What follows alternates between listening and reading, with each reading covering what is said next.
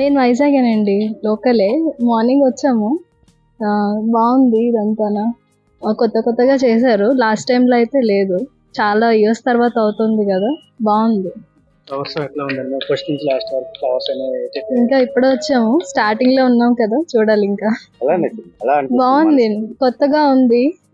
ఇంతకుముందు only plants అట్లా పెట్టేవారు ఫ్లవర్ షోలోని. ఇప్పుడు మొత్తం ఒక ఐ మీన్ యూనిక్‌గా కొంచెం అక్కడ శాండ్ ఆర్ట్ కానీ ఇవన్నీ ప్రీవియస్‌గా అయితే లేవు. ఇప్పుడు కొంచెం కొత్తగా ఉంది. ఫ్లవర్స్ కూడా ఎట్లా ఉంది? బావున్నాయి. పేరు దేవి అండి.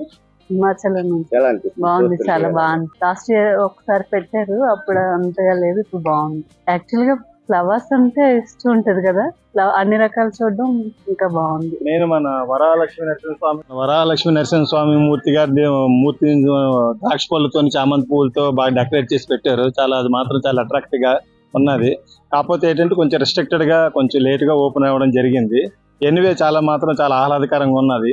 చాలా బాగున్నది. చాలా చూడముచ్చటగా ఉన్నది. ఇలాగ సంవత్సరానికి ఒకసారి ఇలా అన్ని చేయడం వల్ల బయట నుంచి ప్రజలు రావడం గానీ, మన విశాఖపట్నం స్మార్ట్ సిటీ కింద డెవలప్ చేయడం గానీ చాలా వెరైటీలుగా బాగా తీర్చిదిద్దారండి. Thank you very much. Miss అవుతున్నాము. ఇలాంటివి అప్పుడప్పుడు చేయడం వల్ల జనాలు కళ్ళకి ఆహ్లాదంగా, మనసుకు ప్రశాంతంగా లైవ్లీ మ్యూజిక్ కూడా పెట్టారు. నాకైతే చాలా బాగా అనిపిస్తుంది. కానీ దీన్ని ఇయర్లీ 2 to 3 times అని ఇంప్లిమెంట్ చేయడానికి ట్రై చేస్తే బాగుంది. ఇందులో ఏది బాగా నచ్చింది మేడం? బాగా ఓన్లీ నచ్చింది. ఫ్లవరే కాదు, వెజిటేబుల్స్ కూడా పెట్టారు.